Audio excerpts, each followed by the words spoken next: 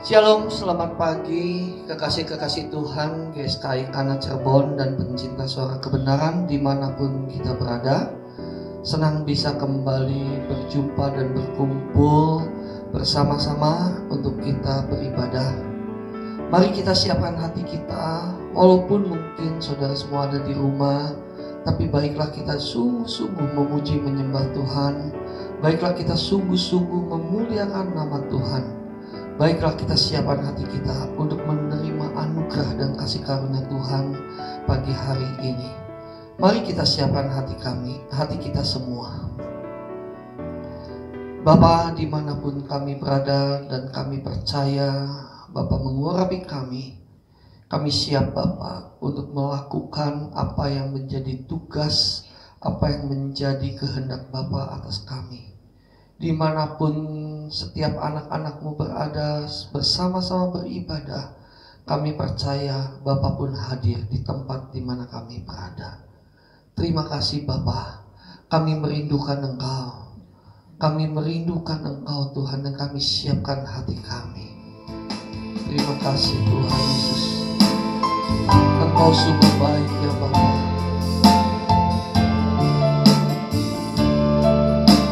Mari kita sama-sama angkat hati kita dengan penuh kerinduan. Katakan, Tuhan aku rindu. Tuhan aku rindu.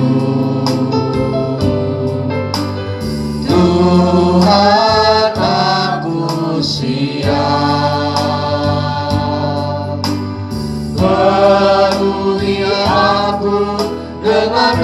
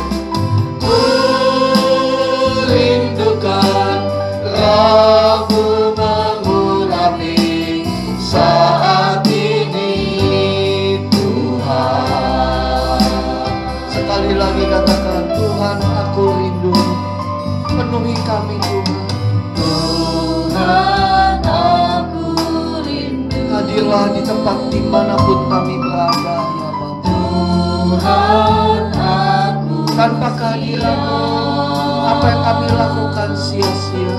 Penuhi aku dengan roh Bapa, penuhi kami Bapa. Ku rindu lawatan-Mu. Mari sama-sama angkat tangan. Ku rindukan Kau hadir di sini saat ini, Yesus. Ku rindukan Roh-Mu mengurapi saat ini, Tuhan. Kami rindukan, ku rindukan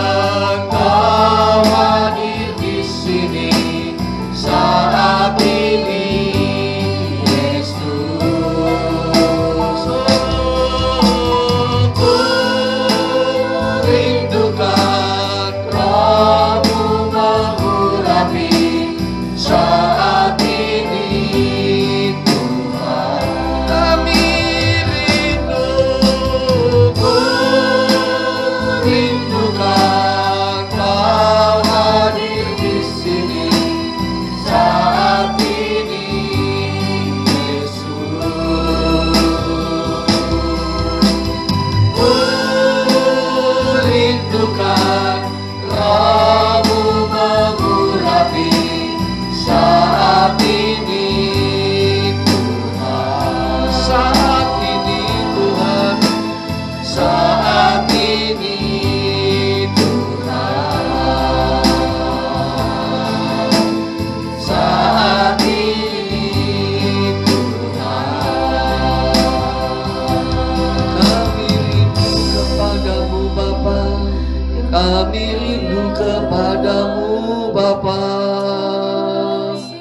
puaskan kami ya Bapa.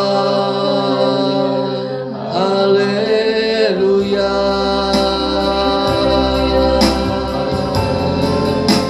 Kami haus kepadamu ya Bapa.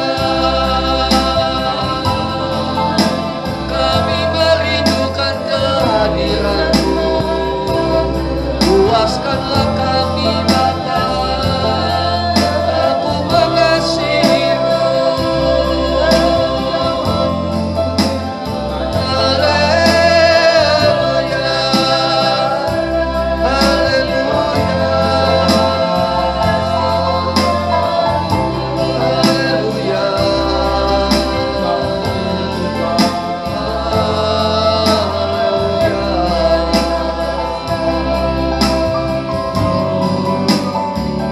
Kasih Bapa. Ku rindukan Kau hadir di sini saat ini, Yesus. Ku rindukan Roh-Mu mengurapi saat ini, Tuhan. Saat ini, Tuhan. Saat ini, Tuhan.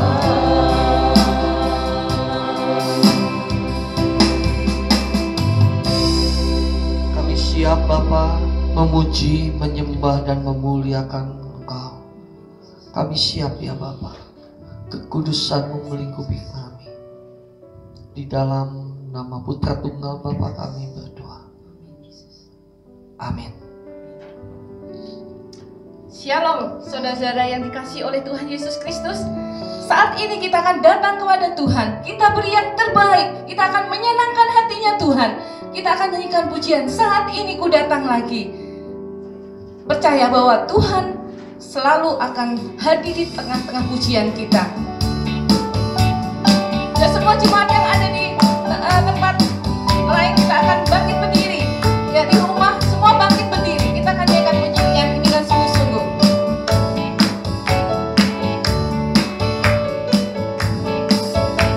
Saat ini ku datang lagi padamu Tuhan, junjungan hidupku. Ku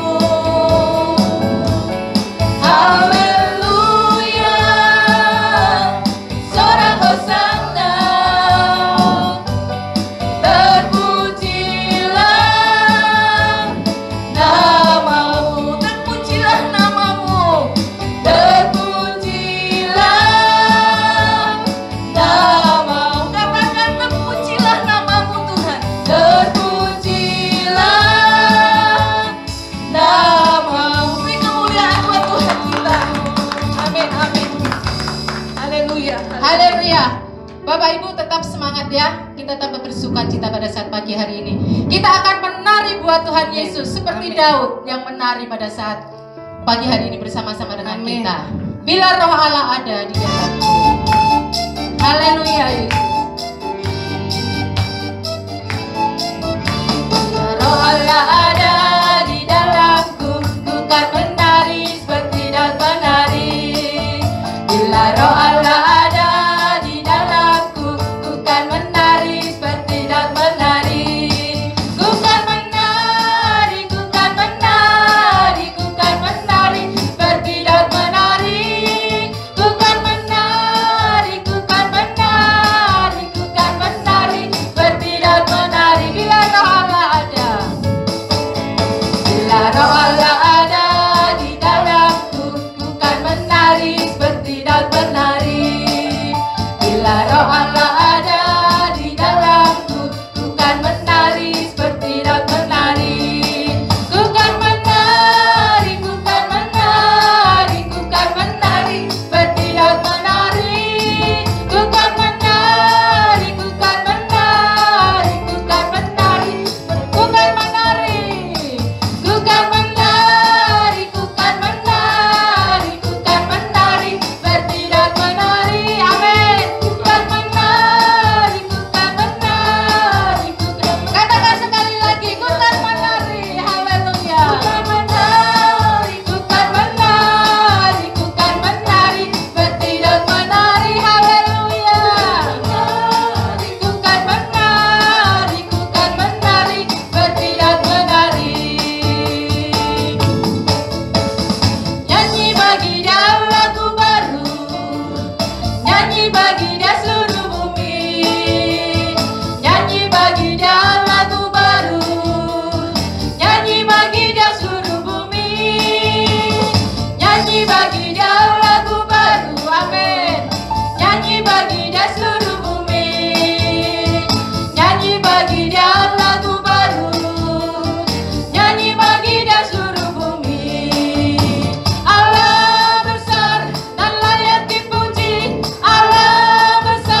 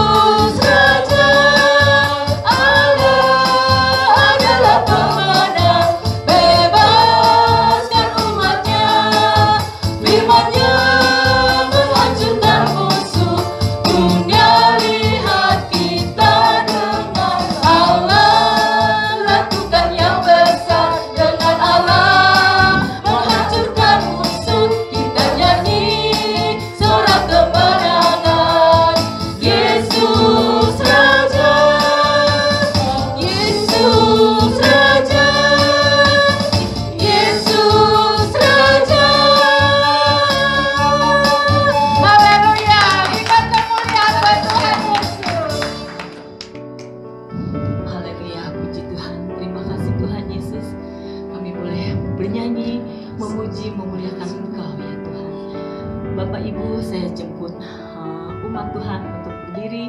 Kita mau persiapkan hati kita untuk mendengarkan kebenaran firman yang akan disampaikan oleh hamba-Nya. Bapa, ajar aku pahami, mengerti rencana-Mu yang mulia. Kita mau menyanyikan lagu ini dengan sungguh Bapak Ibu. Kita mau bawa hati kita kepada Tuhan.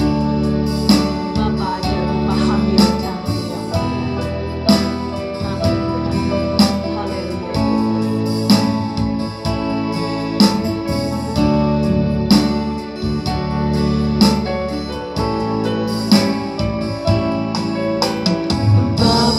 Ajarku pahami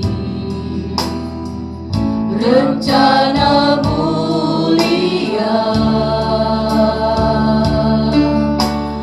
Bapa inginkan aku menjadi rancangan semula. Walaupun itu mustahil dengan kekuatanku, tapi tiada yang mustahil, apapun bagimu. Bapa, ajarku pahami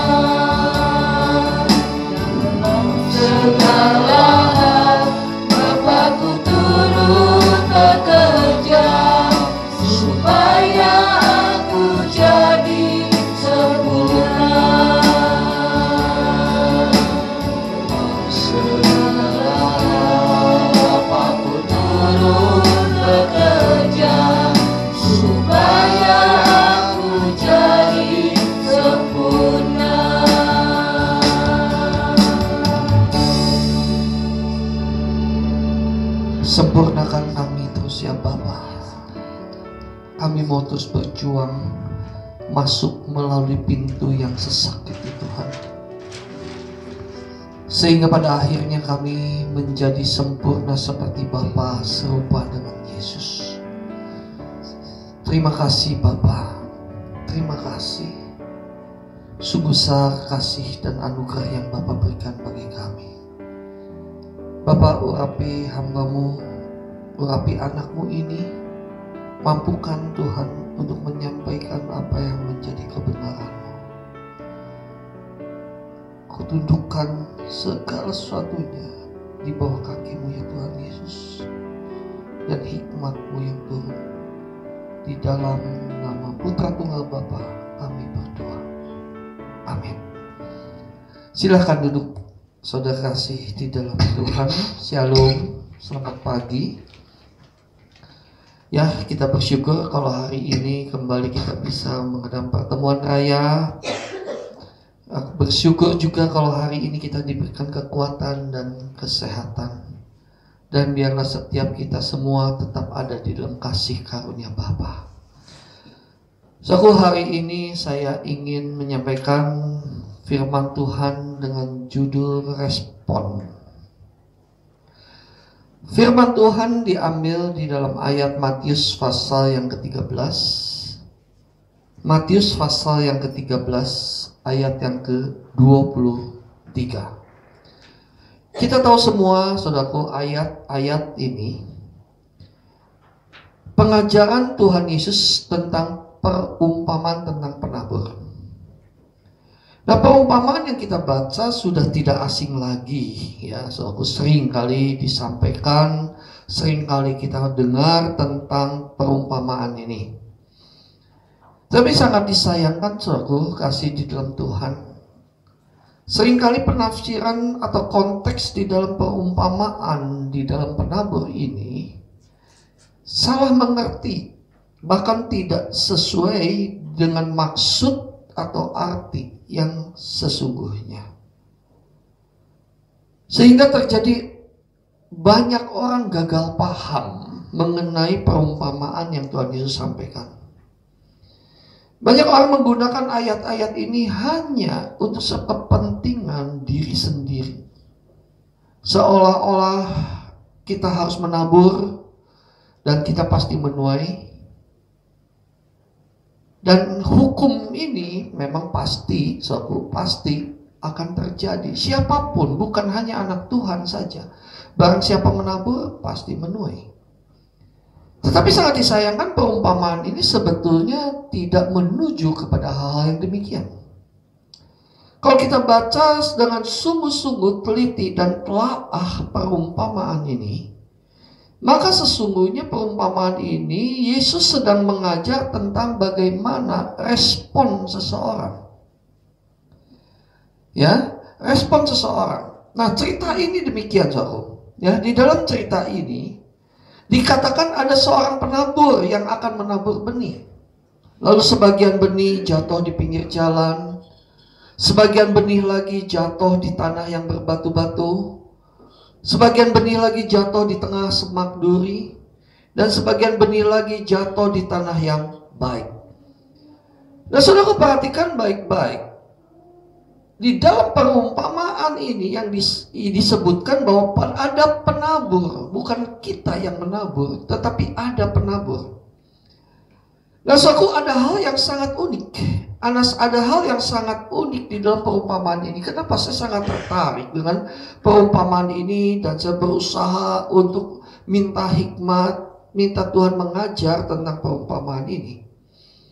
Karena di dalam Matius pasal yang ke-13 ayat yang ke-11, sebelumnya murid-muridnya bertanya demikian, berkata kepada Tuhan Yesus, Tuhan, kenapa engkau harus berbicara dengan perumpamaan? Kenapa engkau harus berbicara melalui atau memakai perumpamaan?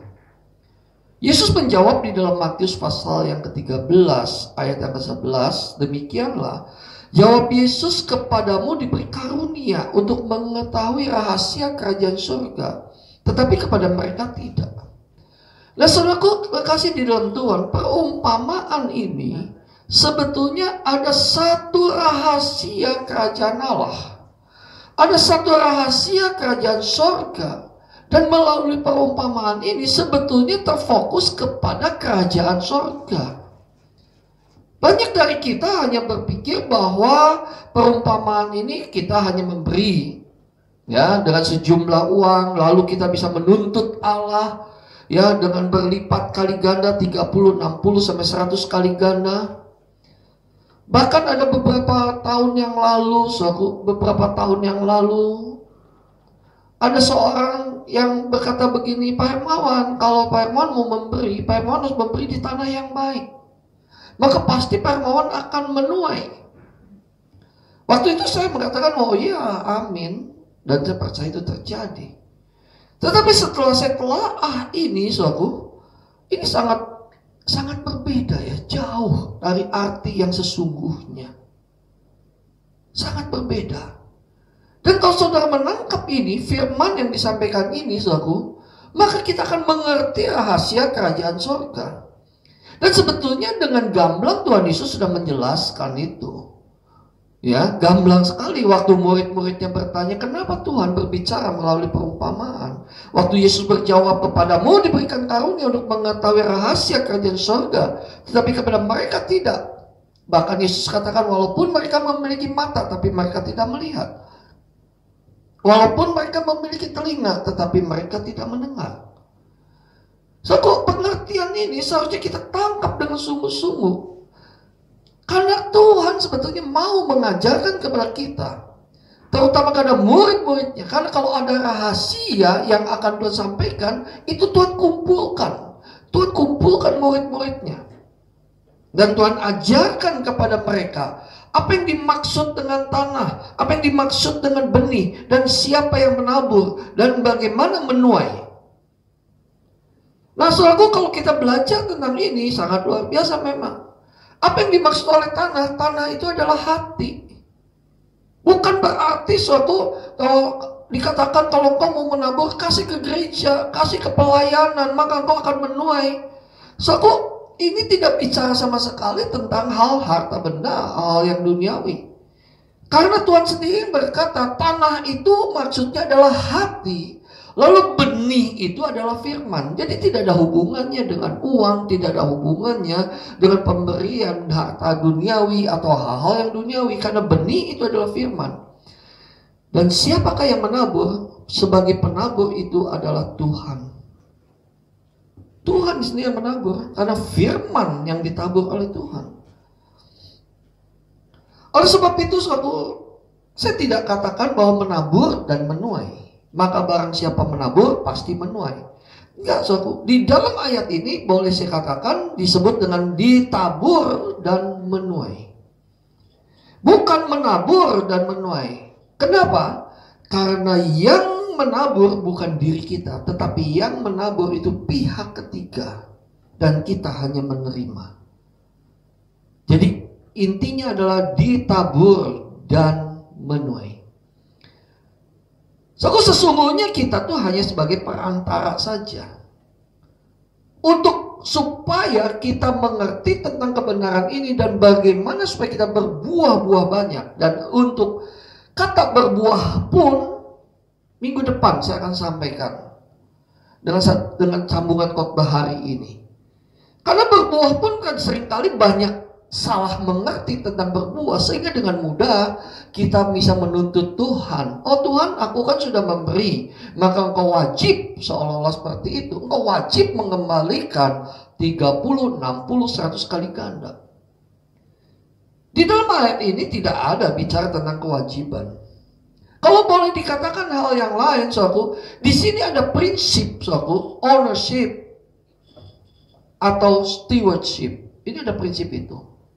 Kita itu bukan ownership, tapi kita itu stewardship. Tuhan tabur dalam hidup kita, Tuhan tabur dalam hati kita firman supaya kita berbuah. Nah, kata berbuah ini bukan untuk dinikmati. Satu pohon berbuah pohon itu tidak akan pernah bisa menikmati buah itu. Yang bisa menikmati buah itu adalah orang lain, orang yang di luar pohon itu.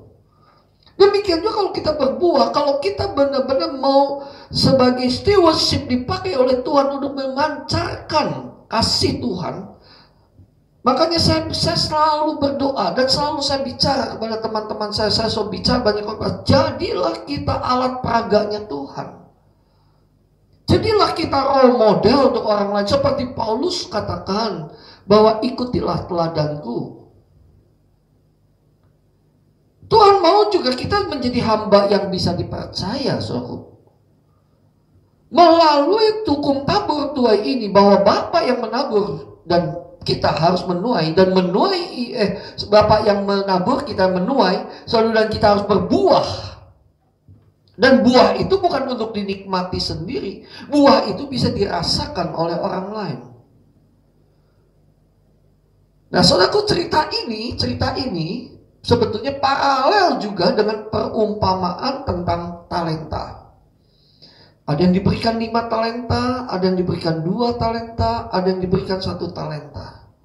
Di mana pada akhirnya talenta itu bukan untuk dirinya sendiri, tetapi talenta itu untuk tuannya. Tetapi akibatnya apa? Orang yang setia mengembangkan 5 talenta menjadi 10 talenta. Maka akibatnya Tuhan katakan, masuk ke dalam kebahagiaan abadi bersama dengan aku. Jadi saudara, sekali lagi, saya tidak menghendaki kita gagal paham dengan apa yang artinya menabur dan menabur. Jangan kita terkecoh dengan menabur itu seolah-olah dengan memberi. Menabur itu seolah-olah persembahan.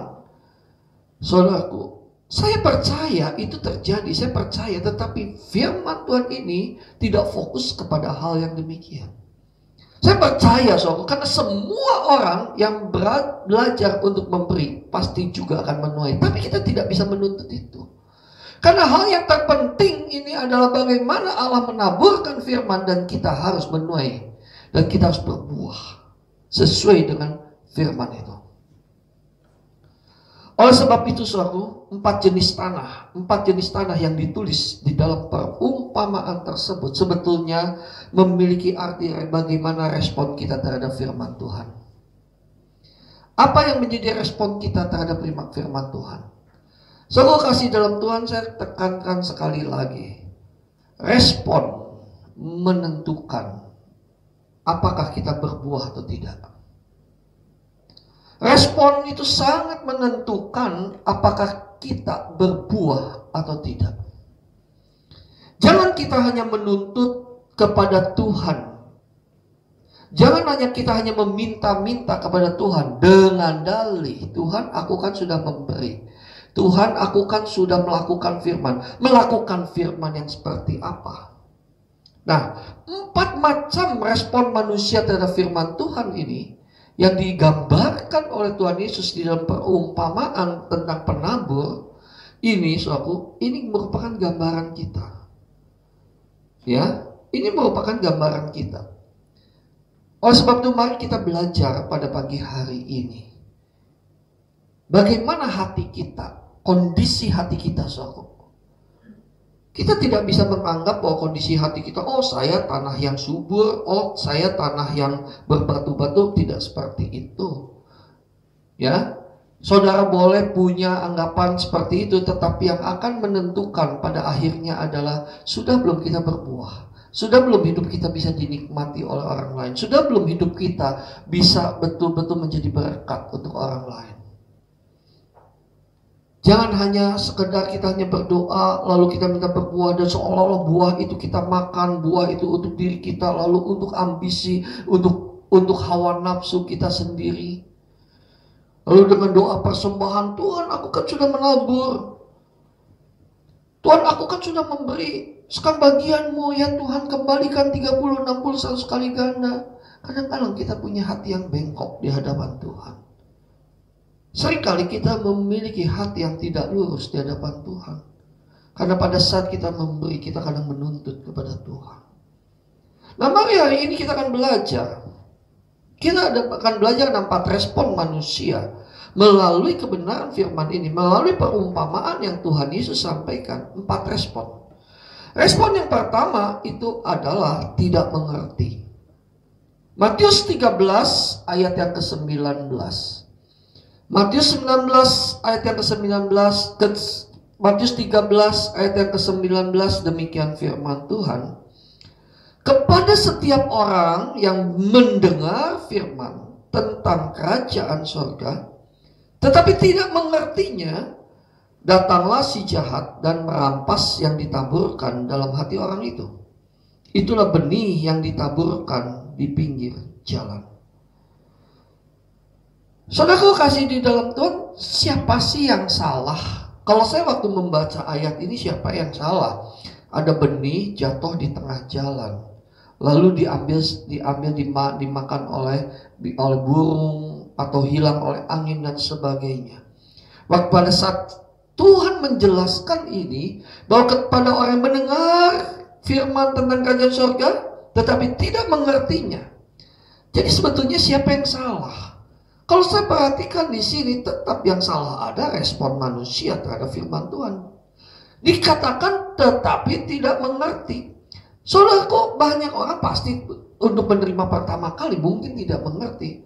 Tetapi buat saya, pertanyaan saya, apakah tidak mengerti atau tidak mau mengerti?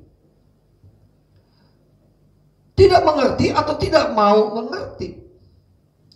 Banyak orang hanya puas dengan tahu. Kalau bicara tentang firman Tuhan, oh tahu.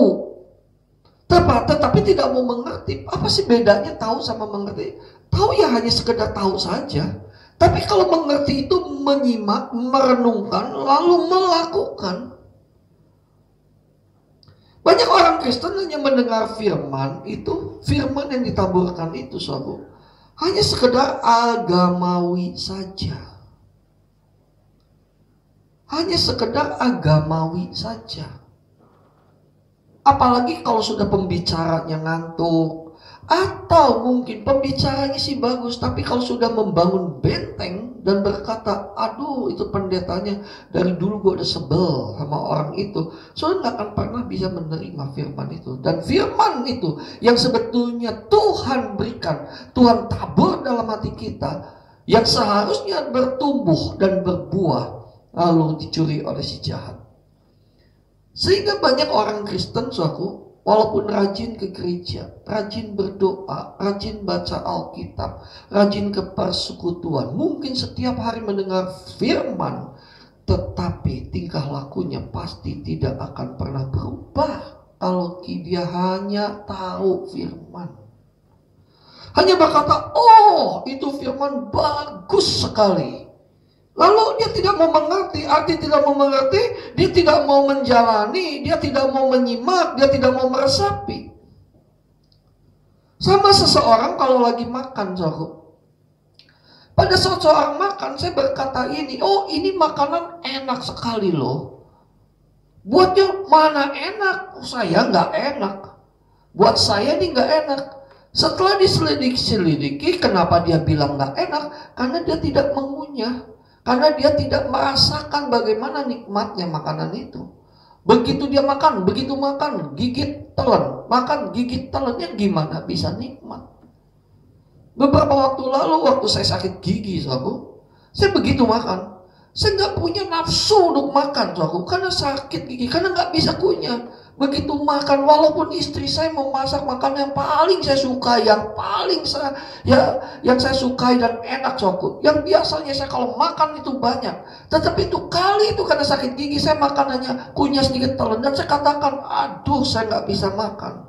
Nah, banyak orang Kristen seperti itu, mendengar firman hanya sekedar oh ya sudah tahu, apalagi kalau sudah ada nggak suka, bangunlah benteng. So, kalau di dalam kekristenan bukan itu. Esensi dalam kekristenan itu bukan itu. Coba kita baca di dalam Matius 28 ayat 19 sampai 20. Matius 28 ayat 19 sampai 20, di situ ada perintah Tuhan. Perintah Tuhan Yesus itu apa? Jadikan semua bangsa murid. Bukan Kristen, bukan agama Kristen. Bukan hanya sekedar beragama. Yesus mau jadikan semua bangsa murid. Murid itu belajar. Setelah belajar, praktekkan. Kekristenan yang sesungguhnya itu kita harus menjadi murid. Ya, bicara tentang murid kan harus ada disiplin. Bicara tentang murid kan harus ada praktek bagaimana apa yang telah dia dapat. Bicara tentang murid, saudaraku, dia harus banyak latihan. Bicara tentang murid, saudaraku, dia harus belajar sungguh-sungguh. Nah, kekristenan sekarang tidak seperti itu. Sekarang datang ke gereja, dengar, apalagi kalau firmannya lucu, sudah hahihi, ketawa-ketawa, begitu pulang, yang tadi khotbahnya apa? Aduh, nggak tahu deh, lucu.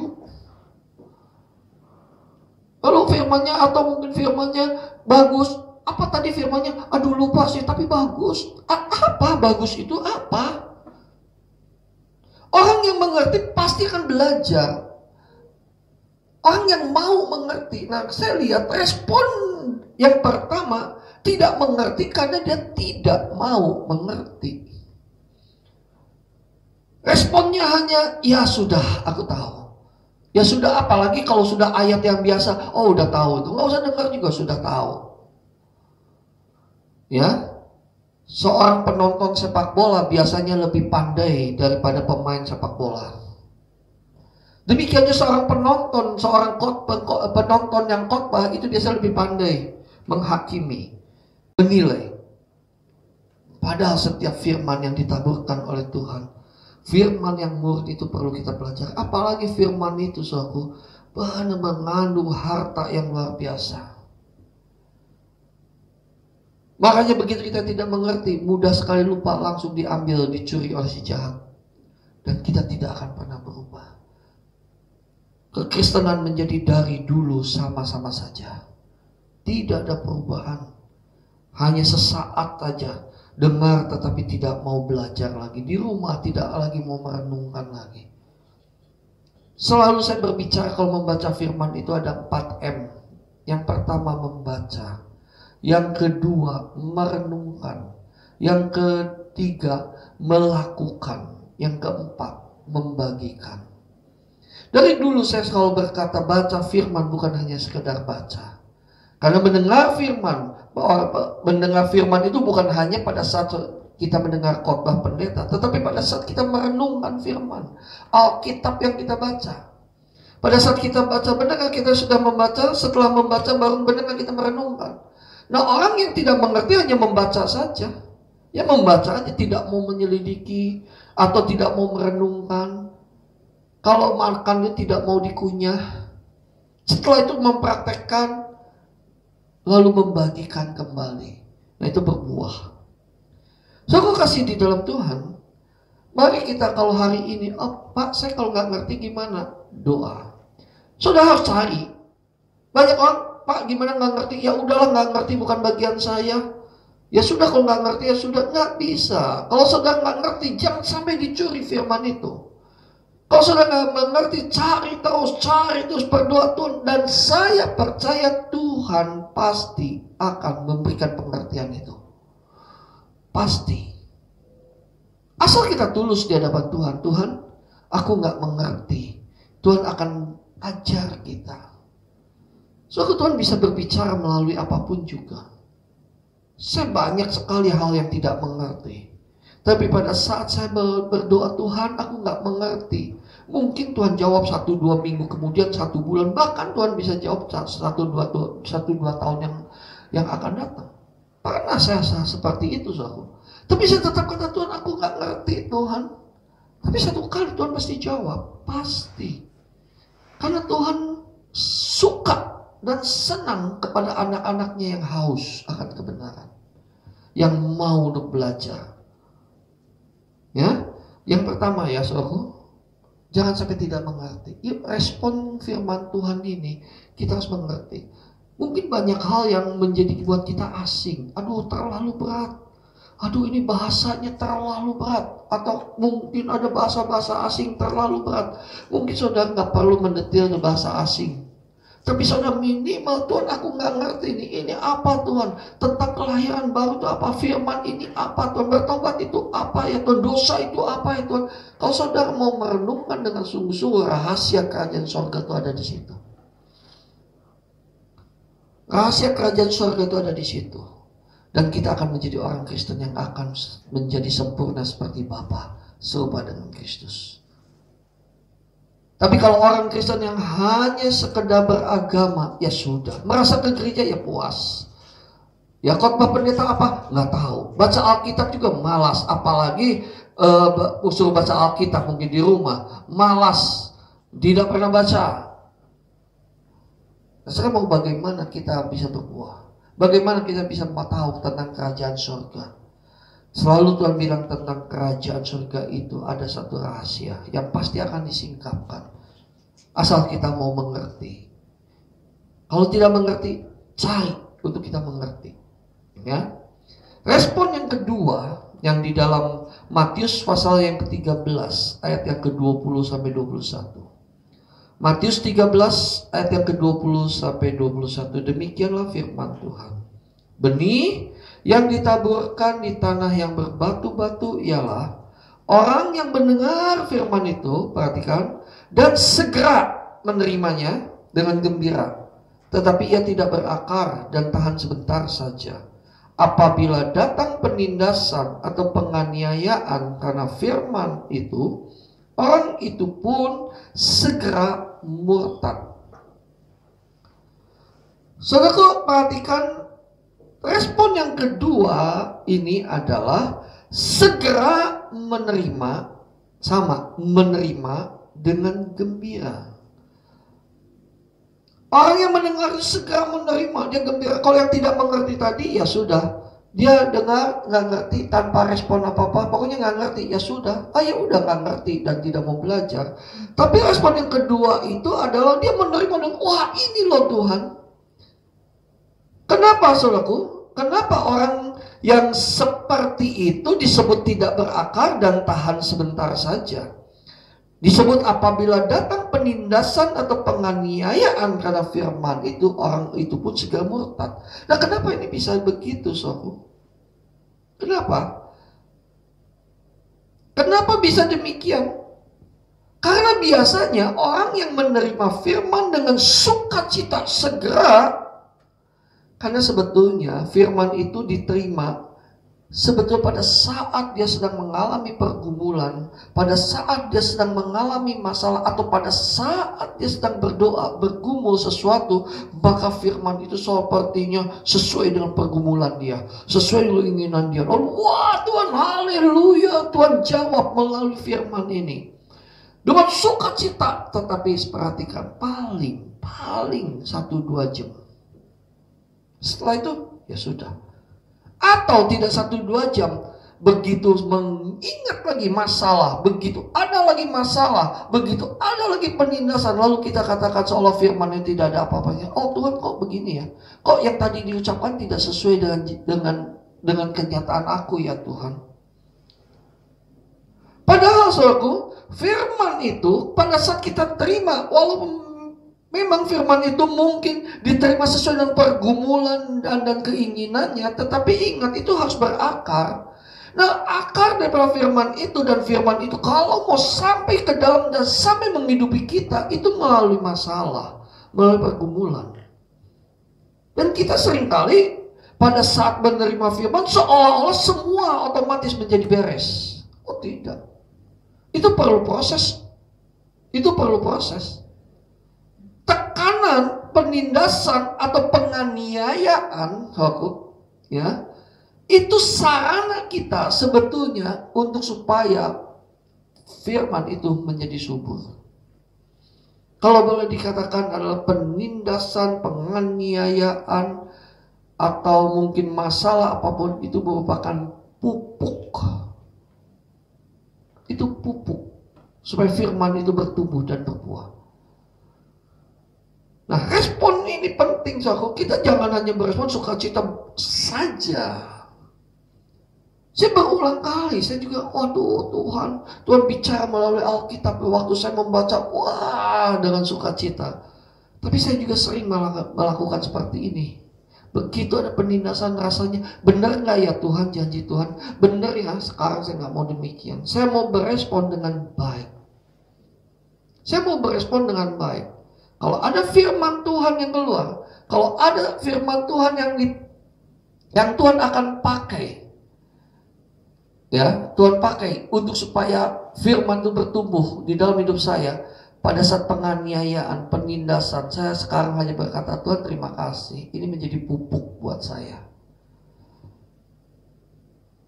Kadang-kadang kira-kira ya 9-10 tahun yang lalu, Tuhan berkata, kamu akan begini.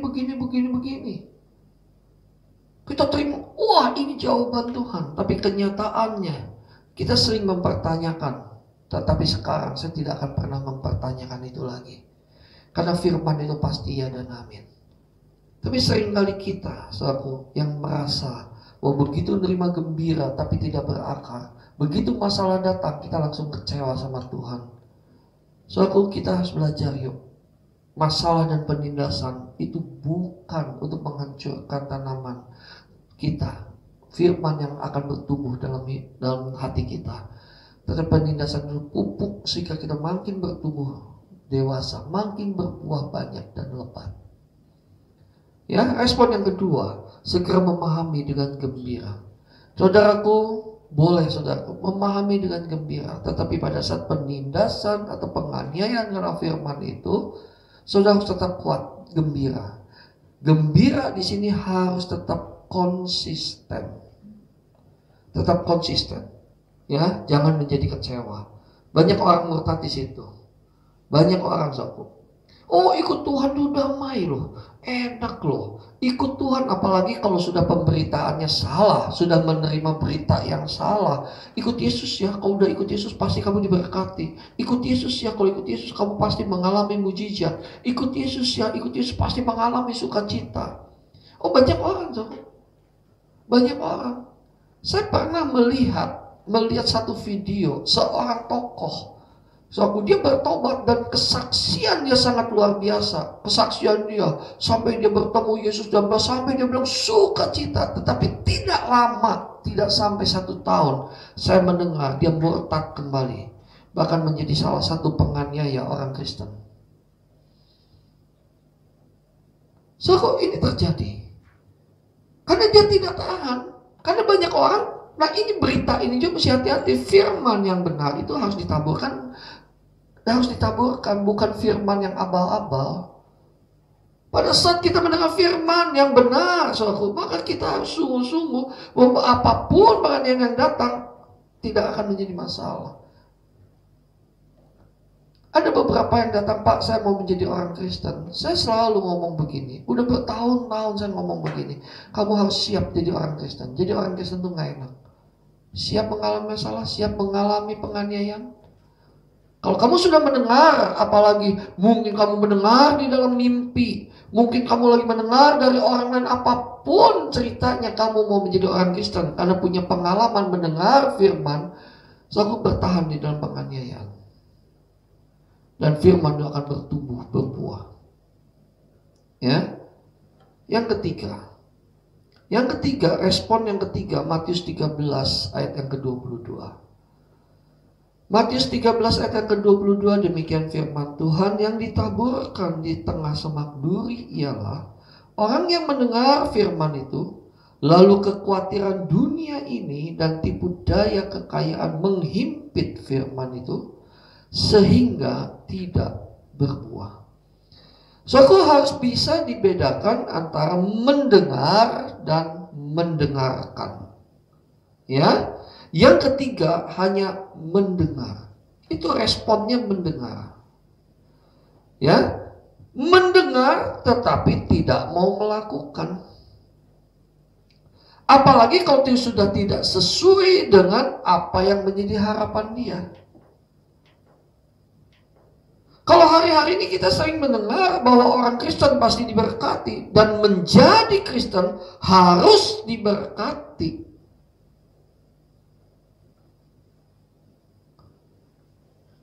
Parah, saudaraku, parah. dia tidak akan pernah bisa bertumbuh dan hanya mendengar. Tetapi kenyataannya pada saat dia sudah menjadi orang Kristen, lalu bisnisnya rugi, atau karena dia harus melakukan bisnis sesuai dengan nilai-nilai, prinsip-prinsip kerajaan Allah, untungnya menjadi kecil. Atau kalau sudah menjadi Kristen, lalu keinginan hatinya tidak bisa lagi dipenuhi, suatu dia tidak bisa lagi hidup dan kenyamanan dunia ini. Apalagi kalau kita sudah mendengar kita berita Injil yang benar, bahwa ikut Yesus itu adalah pikul salib dan sangkal diri. Pada saat dia mendengar saja, maka dia akan mudah dihimpit oleh kekhawatiran dunia ini. Kalau fokusnya itu hanya fokus kepada prosperity, dan firman yang disukai ada firman yang prosperity tentang masa berkat-berkat dan mukjizat, saudara. Justru pada saat mendengar itu ada kekhawatiran dunia, ada tipu daya menghimpit firman, maka mungkin bertumbuh karena di sini dikatakan firman pohon itu tidak mati, hanya disebut tidak berbuah. Ya, jelas kan di dalam Matius 13:22, sehingga tidak berbuah. Dan saudara tahu di dalam Yohanes pasal ke-15, satu pohon yang tidak berbuah tetap akan dipangkas. Firman itu pohon itu akan dipangkas. Kalau yang pertama dikatakan di sini tidak mengerti, yang kedua memahami dan gembira, itu memang tidak berakar, pohon itu akan mati sendiri dengan sendirinya. Tetapi yang ketiga di sini, pohon itu akan tetap bertumbuh tetapi tidak berbuah. Karena kenapa? Dihimpit oleh kekhawatiran dunia. Karena kenapa khawatir dalam dunia ini? Karena matanya terfokus kepada dunia. Saya sering kali merenungkan seperti ini. Kalau seandainya ya saudaraku, kalau seandainya Paulus hidup pada zaman sekarang ini, Paulus kalau hidup zaman sekarang ini lalu dia memberi kesaksian di depan gereja, ya, atau di dalam persekutuan atau apapun bentuknya, saya yakin kayaknya sangat sedikit akan ikut Tuhan. Mungkin nggak tahan. Kan kalau Paulus berkata, dulu aku ahli Taurat, dulu aku orang terhormat, dulu aku ini, tapi sekarang aku anggap sampah dan hidupku sekarang keluar masuk penjara. Ayo, siapa yang mau ikut Tuhan dengan demikian? Kalau dia tidak mengerti tentang kebenaran kerajaan sorga yang sesungguhnya, suatu kerajaan sorga yang sesungguhnya yang diajarkan oleh Tuhan Yesus sendiri, dia nggak akan tahan. Maka ada seorang kaya datang kepada Yesus, bagaimana aku memberi hidup yang kekal, lakukan hukum. Oh, saya sudah bla bla bla bla. Tapi ada satu yang Tuhan katakan, jual semua harta kekayaanmu lalu ikut aku. Maka orang muda itu dia meninggalkan Yesus. Dia takut hidup di dalam dunia ini, takut kehilangan dunia ini. Pada jelas Alkitab berkatakan, kalau kita mau menjadi milik Kristus, kita harus lepaskan dunia ini. Kehilangan dunia tidak menjadi masalah, asal jangan kehilangan kerajaan Allah. Karena dunia ini sementara. Hidup di dunia ini sementara. Justru yang harus kita kejar adalah hidup kekekalan. Dari sini Yesus mengajarkan bagaimana kita tidak boleh terfokus kepada dunia ini.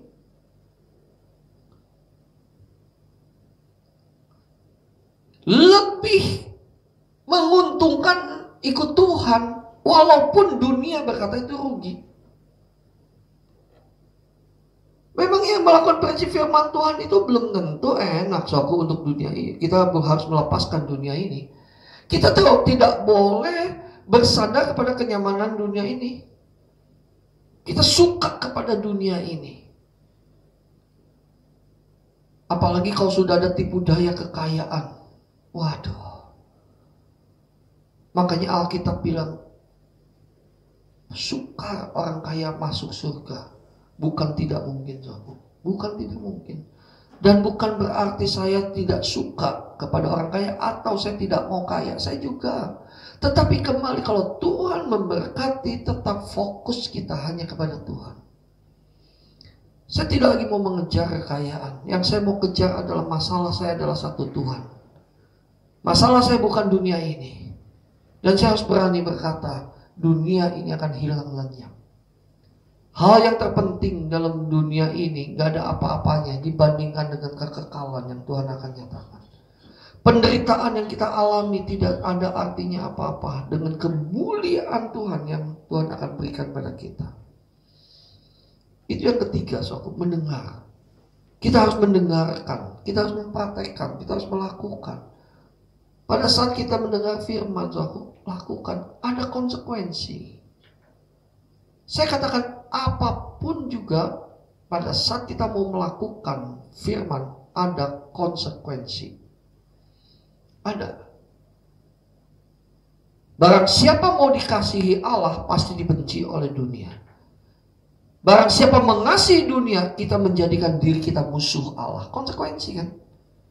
Pada saat kita mendengar kebenaran, Injil yang murni, kita mendengar kebenaran, firman yang Tuhan Yesus taburkan sendiri, ada konsekuensi, saudara.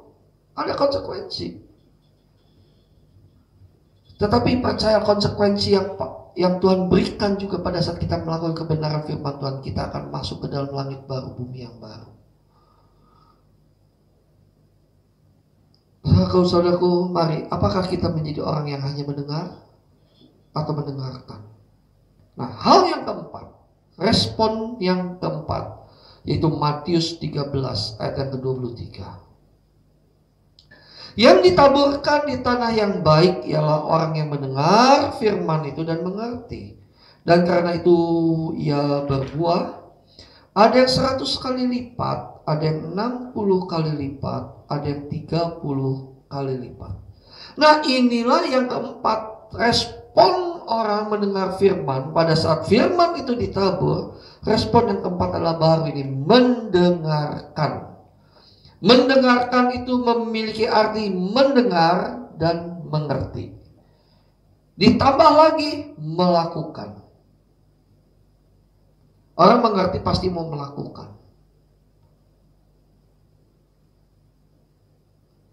Dan yang paling penting lagi, orang yang melakukan pasti menghidupi.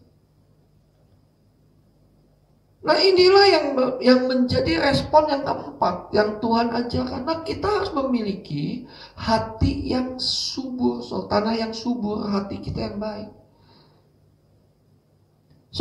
Pohon yang tidak berbuah pasti akan ditebang. Minggu depan saya akan bicara tentang ini. Nah, sekarang kita berkata, oh ya cukup, saya hanya bertumbuh aja pohonnya Tuhan, nggak berbuah. Jangan saudara bermimpi tidak akan aman, saudara.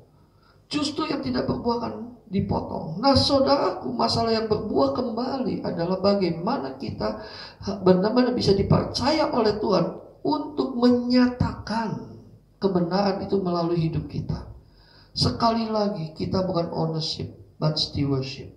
Stewardship itu adalah firman yang Tuhan memakai hidup kita. Dan firman itu tumbuh dalam hidup kita. Dan kita harus menjadi contoh. Kita harus menjadi teladan. Kita harus menjadi firman yang bisa dibaca oleh semua orang.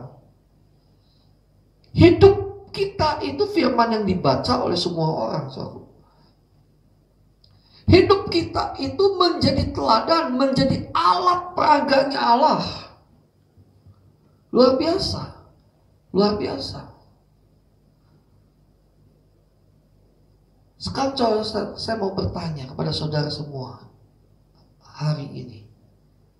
Apa respon kita hari ini? Selama ini kita memiliki hati yang seperti apa? Apakah hanya benar-benar tidak mengerti? Dan akhirnya tidak mau mengerti sebetulnya? Ya, tidak mengerti sebetulnya bisa belajar, tetapi kalau boleh saya katakan sebetulnya tidak mau mengerti. Masa bodoh. Pada firman itu berharga sekali. Yang kedua, memahami, tetapi dengan gembira, tetapi ada penganiayaan firman itu, maka tetap tidak berakar.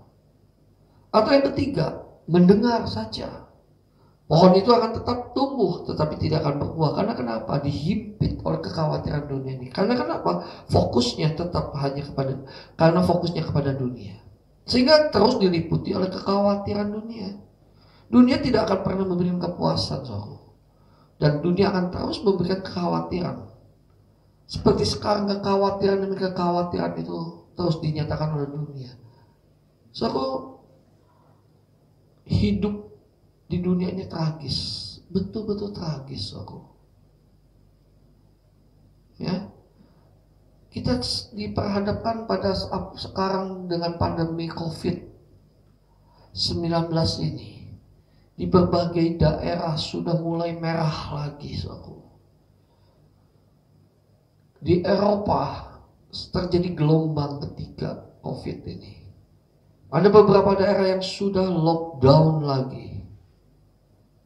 Dan orang dipenuhi dengan ketakutan demi ketakutan. Banyak orang yang tidak berani keluar rumah. Sebentar saya udah gak berani. Banyak orang seperti itu. Ya memang kita harus bijaksana. Kita tidak boleh sembarangan juga. Tapi ini dunia tragis, aku. Dengan ekonomi terjadi sekarang ini kekhawatiran demi kekhawatiran, bagaimana kita bisa hidup, bagaimana kita bisa survive di dalam kehidupan kita. Hari ini sulit, dunia usaha sulit. Dan orang yang hanya mendengar, dia tidak akan berbuah. Hidupnya selalu aja fokus bagaimana cari uang, bagaimana supaya memenuhi kebutuhan, bagaimana memperkaya, bagaimana aman, bagaimana menabung, bagaimana kita punya banyak uang supaya punya persediaan yang ke depan. Saudaraku, itu tidak salah. Kita mesti wise. Kita juga mesti menabung. Kita juga mesti memikirkan ke depan bagaimana kehidupan kita. Betul, tetapi ingat, kalau kita fokus hanya ke situ, Tuhan Yesus sudah pernah memberikan perumpamaan. Aku mau membangun satu gudang, lalu aku hanya tinggal diam, aku barang-barang aku masuk. Tapi Tuhan katakan, kalau hari ini aku panggil nyawamu, apakah masih berguna semua? Demikian juga, saudara, lebih baik kita mau mendengarkan dan mau mengerti dan mau melakukan. Resiko, konsekuensi apapun, tetap kita mau melakukan kebenaran ini. Maka dunia yang penuh dengan ketidakpastian ini, saudaraku, tetap kita akan tenang. Karena ujung-ujungnya kita akan tetap bertemu dengan Bapa, kembali ke rumah Bapa. Mari kita miliki respon yang benar, respon yang positif. Ya, saudaraku, mari. Saudara mau menjadikan hati saudara menjadi apa? Itu tergantung respon saudara. Sekali lagi tergantung respon saudara. Apakah hati saudara mau seperti yang di pinggir jalan? Apakah hati saudara mau di tanah yang berbatu-batu? Apakah hati saudara itu menjadi setengah, banyak semak durinya? Apakah hati saudara benar-benar mau menjadikan tanah yang baik? Itu adalah respon. Ya, silakan saudara memilih hari ini. Saudara menentukan hari ini.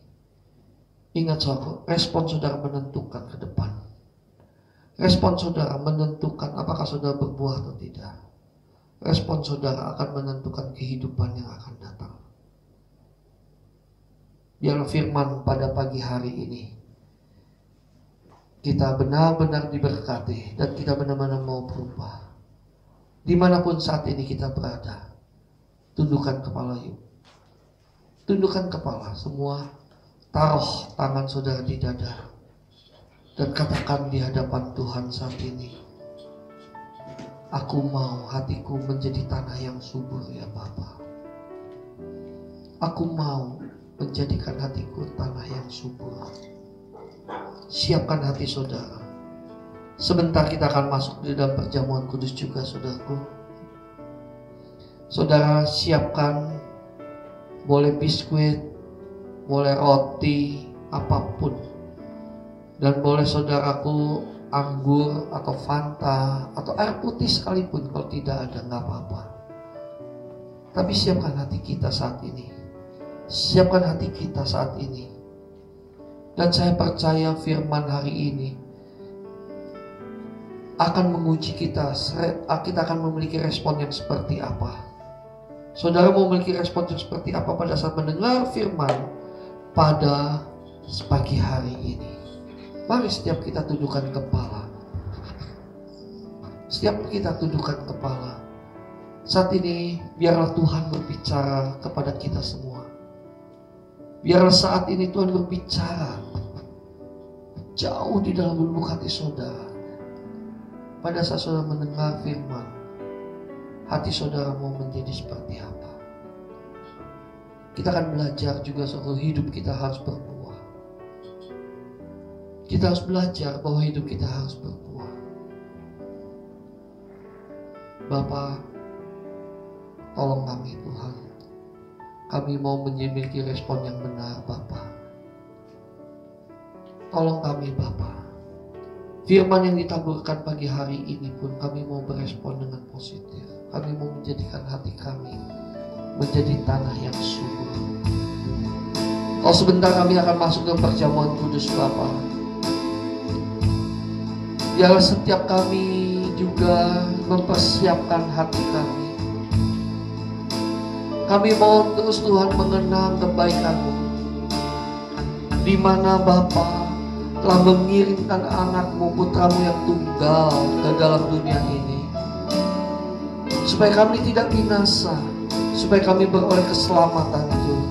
Dan Tuhan Yesus yang telah menang, Tuhan Yesus yang telah taat kepada Bapa, taat sampai mati, mati di atas kayu salib. Kami bersyukur Tuhan Yesus, kami mau belajar kepada-Mu Tuhan Yesus. Tuhan Yesus menjadi role model dalam hidup kami. Roh Kudus, tolong bantu kami. Kaulah roh penghibur dan Kaulah kekuatan kami. Terima kasih Tuhan. Terima kasih Bapa. Haleluya. Di keheningan ku ucapkan janji, segenap jiwa cintaku abadi kepadamu, belahan kabur, pujaan hati kesayanganmu, kemanapun jiwaku ikut serta, dari Nazaret sampai ke Golgota. Setiaku, kesetiaanmu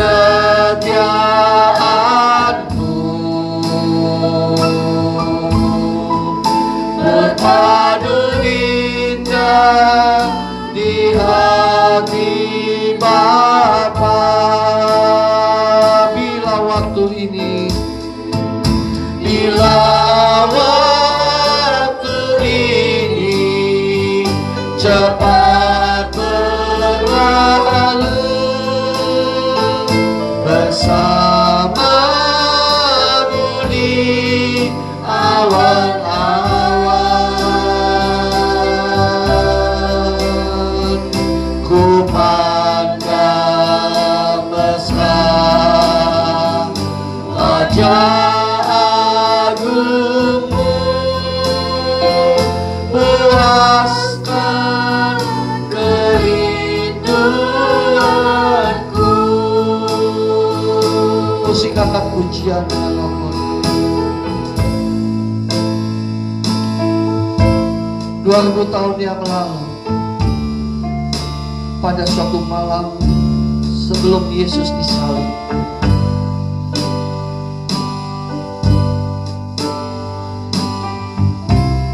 Dia mengumpulkan para murid-muridnya di loteng di satu rumah. Dan Yesus berkata, di antaramu ada yang akan menyerahkan aku. Yesus tahu apa yang akan terjadi, Tapi Yesus tidak pernah menghindar. Karena inilah kehendak Bapa. Karena inilah visi misi Bapa kepada Tuhan Yesus. Bahkan pada saat di Taman Getsemani, Yesus berkata, kalau boleh Bapa, lalukan cawan ini. Tetapi bukan kehendakku yang jadi, tapi kehendakmu yang jadi. Ketaatan Yesus membuktikan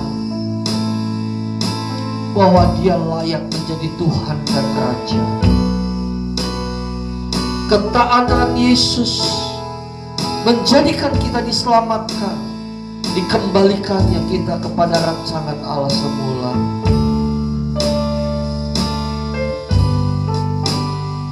Ketaatan Yesus membuktikan betapa Dia mengasihi kita yang berdosa.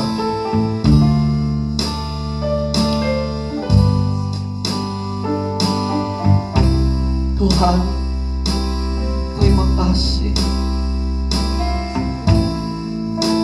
Kematian-Mu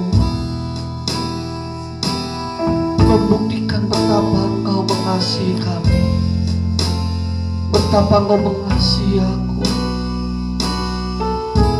Aku mau mengikuti teladan-Mu, Tuhan.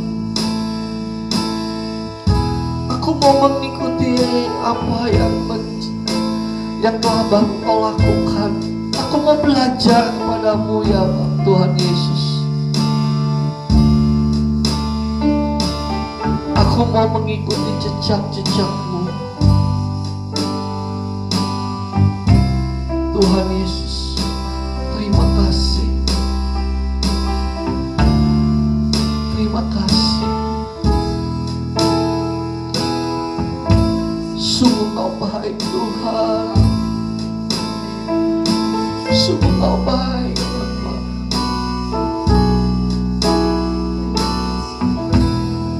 Kemanapun jua, kemanapun jiwaku ikut serta, dari Nazaret sampai ke Golgota. Setiaku, kesetiaan-Mu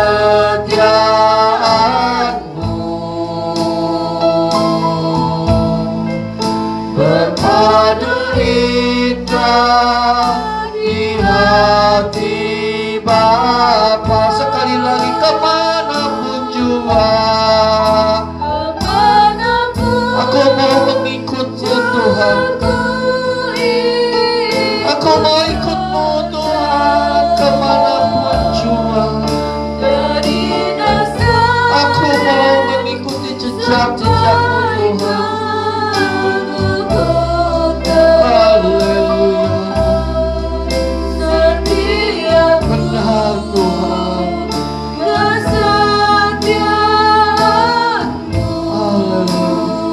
Haleluya. Berpadu indah di hati Bapa. Sekali lagi kata, kemanapun jua, kemanapun jiwaku ikut serta, dari Nazaret sampai ke Golgota. Setiaku, kesetiaan-Mu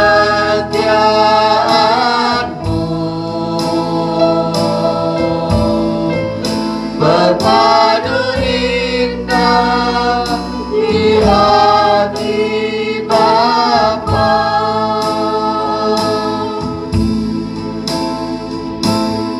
Bapa,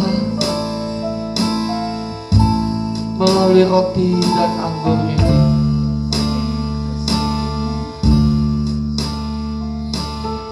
biarlah kasih kami makin melimpah, makin mengasihi Engkau, Tuhan.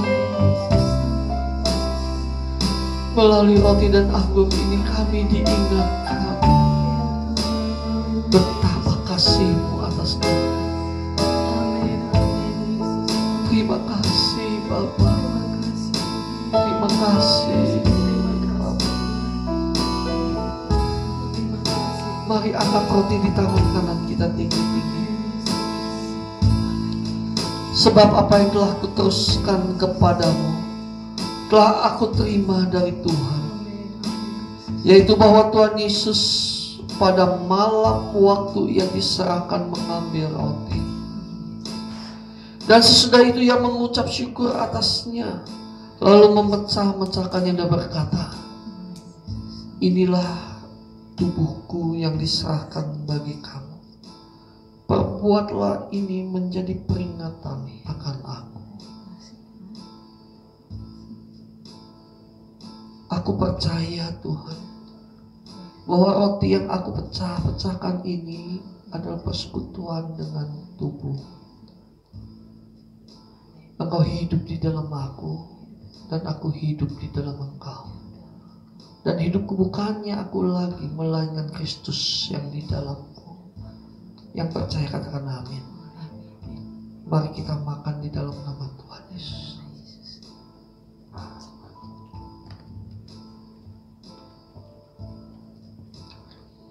Sesungguhnya sengsaramu karena salahku, sesungguhnya deritamu karena dosaku, sesungguhnya kedatanganmu gantikan hirupku, agar aku tak binasa. Sekali lagi kata sesungguhnya. Sesungguhnya kecaramu karena salahku, sesungguhnya deritamu karena dosaku, sesungguhnya kedatanganmu gantikan tempatku, agar aku tak binasa. Sesungguhnya sengsaramu karena salahku, sesungguhnya deritamu karena dosaku, sesungguhnya kedatanganmu gantikan tempatku, agar aku tak binasa. Mari angkat cawan di tangan kanan kita. Demikian juga Ia mengambil cawan sesudah makan lalu berkata, cawan ini adalah perjanjian baru yang dimeteraikan oleh darahku. Perbuatlah ini setiap kali kamu meminumnya menjadi peringatan akan aku. Kekasih-kekasih Tuhan, percayakah kita bahwa anggur yang akan kita minum ini adalah persekutuan dengan darah Kristus yang merupakan perjanjian yang baru, sebagai meterai perjanjian yang baru atas hidup kita dengan Bapa. Mari yang percaya katakan amin. Kita minum di dalam nama Tuhan Yesus. Kembali angkat tangan kita, katakan sesungguhnya sengsaramu karena salahku, sesungguhnya deritamu karena dosaku, sesungguhnya kedatanganmu gantikan tempatku, agar aku tak binasa. Sekali lagi sesungguhnya sengsaramu karena salahku, sesungguhnya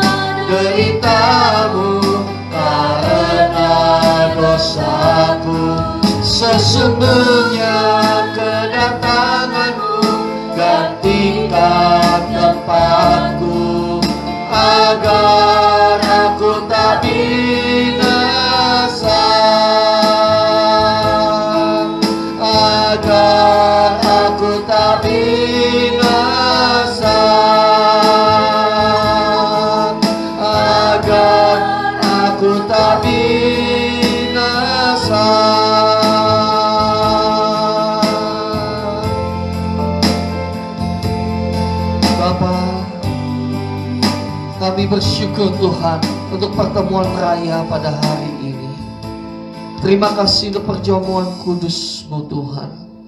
Biarlah kami memperoleh kasih karunia-Mu melalui perjamuan kudus ini.